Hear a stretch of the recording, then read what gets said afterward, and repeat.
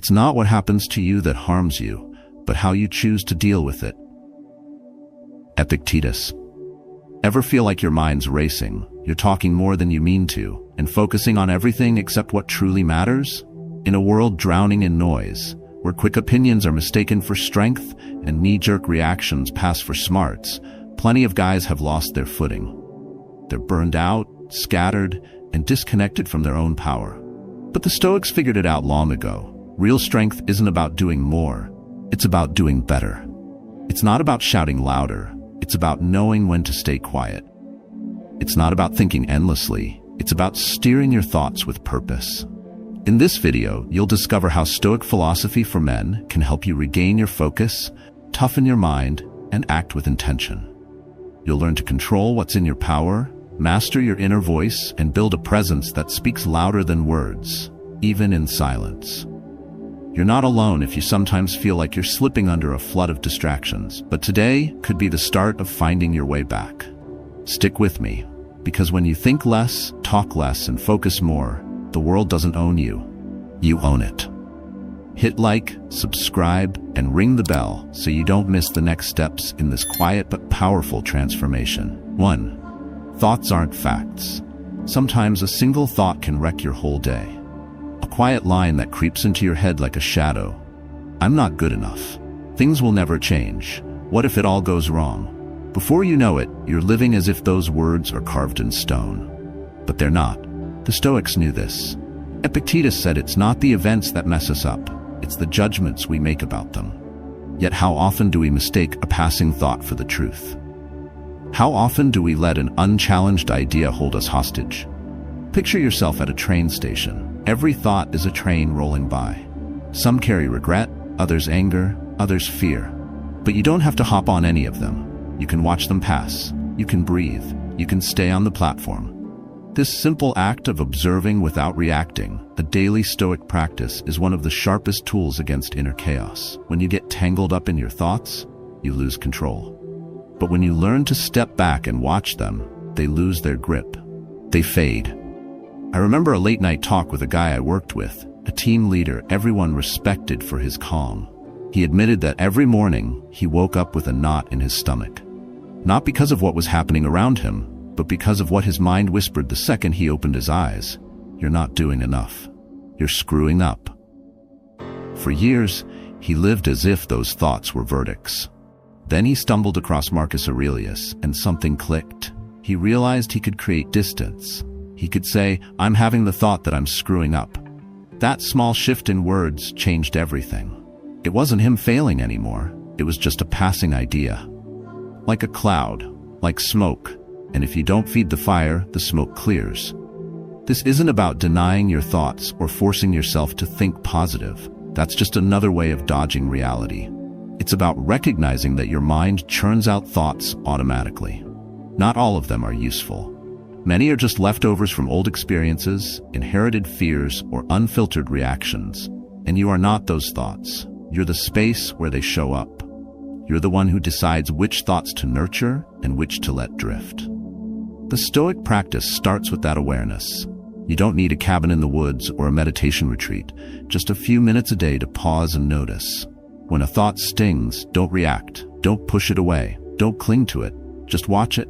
Ask yourself, is this really true? Do I have proof? Does this make me stronger or weaker? If it's not serving you, let it go. Not with anger, but with calm, like dropping a rock you don't need to carry anymore. Bit by bit, you carve out inner space, and in that space, something no thought can fake emerges. Clarity, quiet, steady strength. It's not magic, it's discipline. It's coming back, again and again, to the present moment, to the platform, to you. The Stoics didn't aim to stop thinking, they aimed to tame it. They knew an unguided mind is like a runaway horse. It drags you where you don't want to go. But a trained mind becomes your ally. It lights the path. And most importantly, it lets you walk it freely. So next time a voice in your head says you can't, you're not enough, or it's too late, breathe. Don't board that train. Stay with yourself. Because your thoughts don't define you. What you do with them does. That's the real strength. Quiet, internal, unshakable. 2. The power of saying less. The stronger your soul, the less it needs to justify itself. Marcus Aurelius. Some silences make people squirm, others command respect. In a world where fast talking is mistaken for smarts and loudness drowns out truth, choosing to say less is an act of defiance, not against others but against your own ego. The ego always wants the last word. It wants to clap back to be heard. But you're not here to prove anything. You're here to master yourself. There was this guy in our office meetings everyone steered clear of. Not because he was a jerk, but because he was different. He didn't talk unless he had to. He listened. He watched. And when he finally spoke, every word hit like it was carved in stone. Not because he raised his voice, but because he didn't waste a syllable. He didn't argue. He didn't explain himself. He only spoke when he had something worth saying. That made him unforgettable. The Stoics saw this as a virtue. A wise man doesn't talk out of habit. He talks by choice. He doesn't jump into verbal sparring because he knows some battles are won by staying out of them. Marcus Aurelius wrote that the soul grows stronger when it stays calm amid the world's noise. That's the challenge. Holding your ground when everything around you screams, provokes, and demands a response. Saying less isn't about biting your tongue out of fear. It's about choosing when to speak and when to hold back. It's knowing that not every jab deserves a counterpunch. Not every taunt needs a comeback. Not every moment calls for an explanation. When you respond to everything, you hand your energy to the world. You scatter yourself. You unravel. But when you choose silence with purpose, you sharpen your mind. You become a man who doesn't react, he acts. The Stoics weren't about people-pleasing. They were about living with virtue. And part of that virtue is not saying more than you need to. It's measuring your words like a fighter measures his punches. Because an extra word can cut deeper than you meant. And a well-timed pause can defuse a bomb. Think back to the last time you spoke on impulse. Maybe it was a jab, a defense, an opinion you didn't need to share. Was it worth it? Or did it leave you hollow, patching the gap with regret? Silence, on the other hand, never regrets. It buys you time. It gives you perspective. It hands you back control. Saying less also makes you more present. It forces you to listen, really listen. Not to fire back, not to win, but to understand. And something wild happens. The other person lowers their guard. They feel you're not fighting, you're paying attention. And you change, too. By not talking, you start thinking clearer. Your words stop being reactions and start being choices. Epictetus taught that we should first control our impulses, then our words. That there's no greater freedom than not needing to justify yourself. That freedom isn't loud. It's in your breath, in your gaze, in the calm you carry when you choose silence, even when you could dominate with a killer argument. Saying less isn't a vibe, it's a philosophy. It's a reminder that control starts with your tongue, that real respect isn't demanded, it's earned. And in a world full of noise, a man who masters silence becomes a presence that doesn't need an introduction. So when you feel the urge to fire back, pause, breathe. Ask yourself if it's necessary, if it's useful, if it's true to who you want to be. If the answer's no, keep your words. Because sometimes the greatest strength is saying nothing. And in that silent space you grow stronger, clearer, more you. 3. Control what you can control. There are moments when the world feels like it's gunning for you. Everything breaks at once. Plans fall apart, people let you down, opportunities vanish, the past stings, and the future looms heavy. In that chaos, one question cuts through. What now? Most people look for someone to blame. Others give up. But there's a kind of man who chooses differently. He turns inward. He knows the only power that can't be taken is the power to choose how he responds. You can't pick the hand life deals you, but you can decide how to play it. Epictetus called it the split between what's in your control and what isn't. A principle as simple as it is brutal. It puts the weight of your mind on your shoulders. Not what happens, but what you let it do to you. You can't stop people from letting you down, but you can choose not to let disappointment eat you alive. You can't rewrite the past, but you can keep it from defining you. And in that moment, when you stop wrestling with what you can't change and grab the wheel of what you can, you start taking back power. Picture a ship on the open sea. The captain doesn't control the wind or the waves, but he controls the rudder, the sails, the choice to keep sailing or not. A stoic man lives like that captain. He doesn't pretend the storm's not there or kid himself with wishful thinking. He asks, where do I have real leverage? And from there, he moves. He decides. He builds. I once talked to a guy who lost his business after 20 years. He said the hardest part wasn't the money, it was the feeling of being powerless. Watching his sense of self crumble with every unpaid bill. For months he was stuck in anger, pointing fingers, drowning in what he couldn't fix. Then he stopped. He grabbed a notebook and made 2 columns, one for what he couldn't control, one for what he could. His routine, his mindset, his discipline, his willingness to start over. From that day, he didn't just rebuild a business, he built inner peace, because clarity gives you strength, and focus makes you untouchable. Marcus Aurelius, who ran an empire, knew not everything was up to him. He wrote to remind himself that happiness doesn't come from the outside, it comes from the quality of your thoughts. An emperor who could command armies couldn't command fate, yet his real power was in how he responded. By not whining, by not quitting, by staying steady in his core while the world spun out of control. Controlling what you can doesn't mean making everything perfect.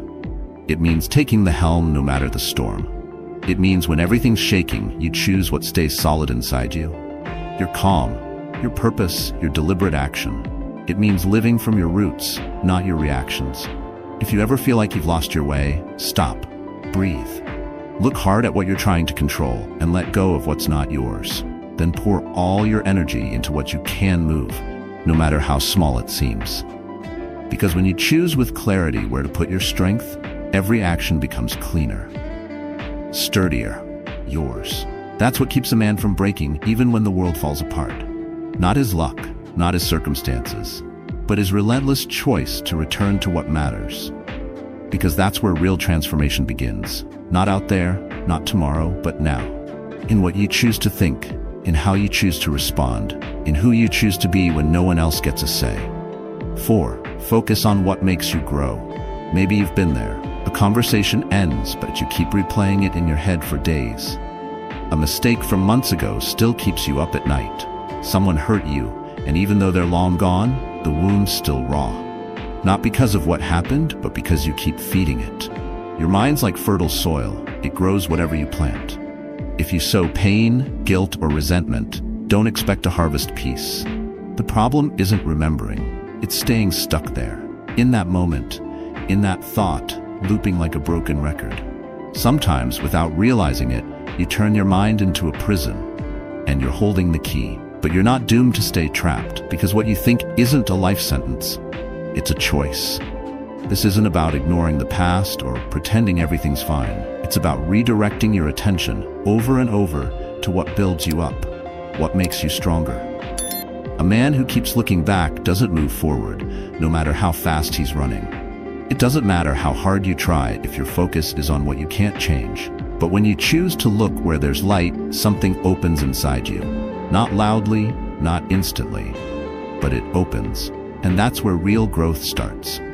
Marcus Aurelius, in the middle of wars, betrayals, and illness, wrote in his quiet nights that the soul grows stronger by focusing only on what's essential.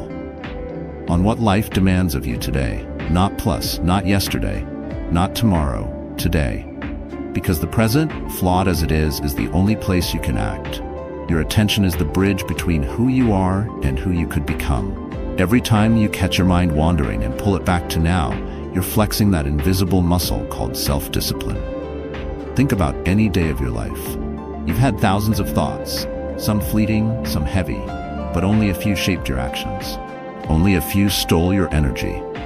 The trick isn't to stop them, it's to stop feeding them. To do that, you need to come back. Back to your breath, back to your body, back to what actually matters. A guy once commented on a Stoic video I saw, "Every time I start moving forward, my mind drags me back to the same memory, to the same person who hurt me, and I lose hours there, like it's still happening."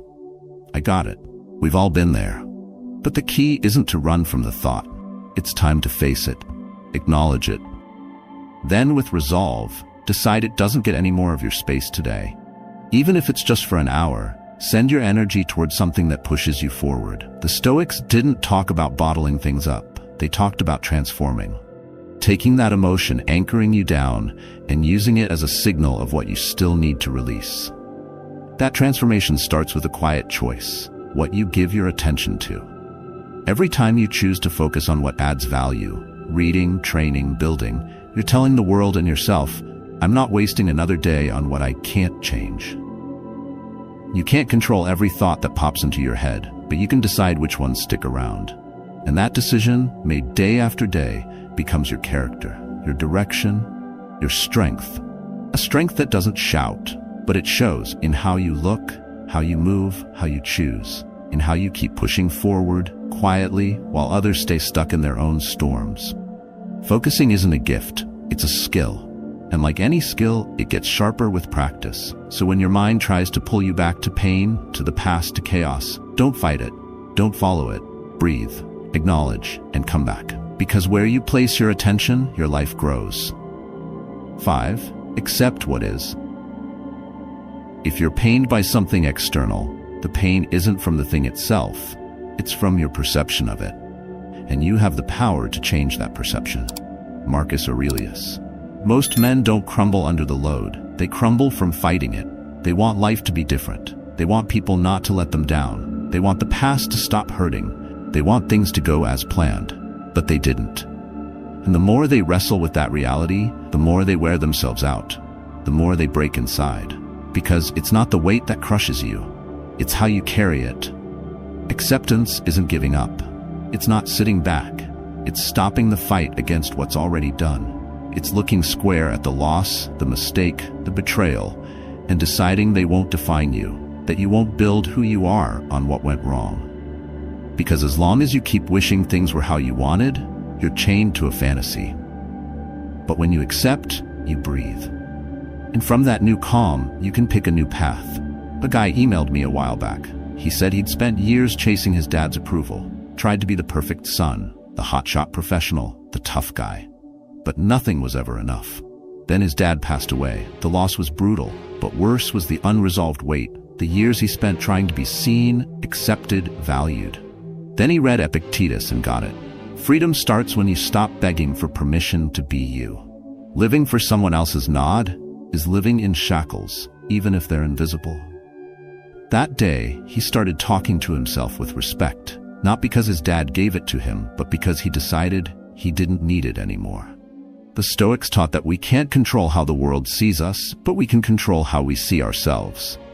Everyone's filtering reality through their own scars, beliefs, and fears. So if someone shuts you out, it doesn't mean you're worthless. It means they couldn't see your worth. But you can. You have to. Because if you don't, no one else will. Acceptance is also about dropping the guilt. That inner voice droning on about what you should have done, could have avoided, what you lost. The past can't be rewritten. It can only be understood and used as raw material to build. When you accept something's over, you can start again. Not from nothing, but from experience. Resilience isn't just enduring. It's learning. It's growing with every fall. Not with anger, with purpose. Not in a rush, with direction. Because every hit that doesn't break you reveals you. It shows what you can hold, what you can leave behind. And yeah, loneliness comes with it. When you stop living for approval, some people drift away. You don't fit their mold anymore. You're not easy to handle. But that's part of your freedom too. Being alone as your true self beats being surrounded but cut off from who you are. So next time something doesn't go your way, don't ask, why me? Ask, what can I do now with what I've got? Don't wait for life to line up before you start living. Start now, with what's here, with who you are, with what you know today. And every time you do, you'll feel something shift inside. Not noise, not hype, something deeper, a root, a strength that doesn't come from the outside, but from accepting finally that you don't need to be anyone else. You just need to be fully you. Even when it hurts, even when it's hard. Because in that acceptance, your real transformation begins. 6. Embrace silence for clarity. There's a noise you can't hear, but it wears you down. It's not from the street, your phone, or other people. It's from inside, from a mind overloaded, chasing everything, trying to fix, solve, respond. We're surrounded by stimulation, opinions, comparisons, demands. From the second you wake up to the moment you crash, there's a constant push. Do more, know more, be more. And in that barrage, what you lose isn't time, it's direction. Without silence, everything blurs together. And when everything feels the same, nothing really matters. But silence isn't emptiness, it's a shelter. The only place you can hear what you actually think, what you actually feel, what you actually want. Maybe you've been walking a path you didn't choose, chasing goals that aren't yours, running after wins that don't fill you up, because you never stopped to ask if they were really yours. Silence forces you to, not with force, with clarity. Because when the outside world quiets down, what's left is who you are. A guy who watched my videos every day told me he used to pack his schedule tight. Couldn't stand downtime, not even 10 minutes of nothing. He said if he wasn't busy, he felt worthless. But one day, in the middle of a panic attack, he forced himself to sit. No music, no phone, no one. 5 minutes, just 5. And in those 5 minutes he cried. Not from sadness, from truth. He realized how much he'd been running, how much noise he'd used to drown out what he needed to face. Now, every morning starts with silence. Not because it's easy, but because it's necessary. Because that's where he found answers no book or advice could give. The Stoics didn't shy away from silence, they leaned into it. Marcus Aurelius wrote at night alone, not to show off, but to hear himself. To sort his mind before making choices that shaped an empire. He knew a noisy mind isn't a free mind, it's trapped in the clutter of what doesn't matter. Epictetus taught that the wise don't speak out of habit, but out of need. And what's left unsaid often says more than any speech. Silence lets you see. See what's worth your time and what's just a distraction. See who you are without the world's eyes on you. See your habits, your fears, your deepest wants. But it takes guts. Because silence also confronts you. It shows you hard truths. It reminds you of what you've been dodging. But that's where change happens. Not in comfort, but in the uneasy space where you stop running. If you're lost, don't chase more noise. Chase more silence. Turn off the clutter. Shut your mouth for a second, not because you've got nothing to say, but because you need to hear yourself first. You need to reconnect with what matters. And that's not out there. It's not in the next goal or the next answer. It's in that quiet point where everything stops, and you finally meet yourself. The world won't hush for you. There'll always be more news, more demands, more voices. But you can choose not to tune into all of them.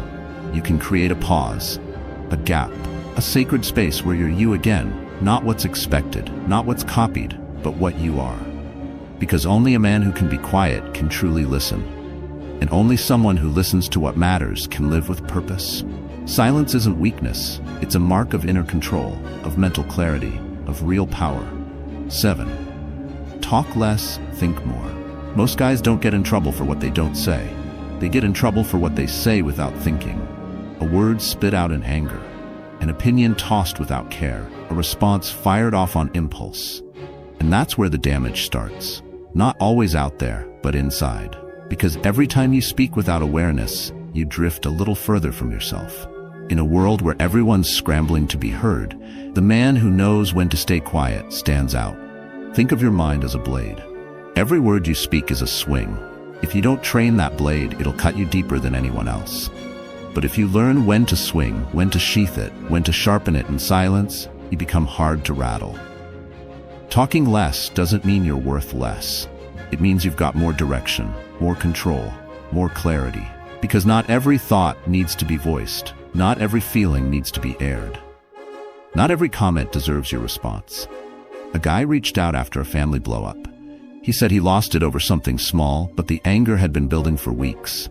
From words he didn't say when he should have, from emotions he ignored, from judgments he threw like daggers. When it was over, he felt empty. Because deep down he knew those words weren't his truth, just echoes of the inner mess he didn't catch in time. So he started a rule: pause before answering. Even if it's 2 seconds, even if it feels like nothing, those seconds changed how he lives. Because they gave him room to choose, to think, to respond calmly. The Stoics leaned hard into the power of the pause. Epictetus said we're not thrown off by events, but by how we interpret them. And that interpretation usually kicks in before you open your mouth. So the guy who masters that tiny gap between trigger and response doesn't just win arguments, he shapes his character, his path, his energy. In a heated moment, silence can be your sharpest defense. Not because you're out of ammo, but because you know not every fight's worth your fire. In a big conversation, a pause can give your words more weight than any volume. Because what's said without rush, without anxiety, without needing to win, lands differently. Speaking with intention is an art, and like any art, it takes practice, awareness, guts to not get sucked into the noise. Today, we're bombarded with prompts to react, to post, to weigh in, to prove something.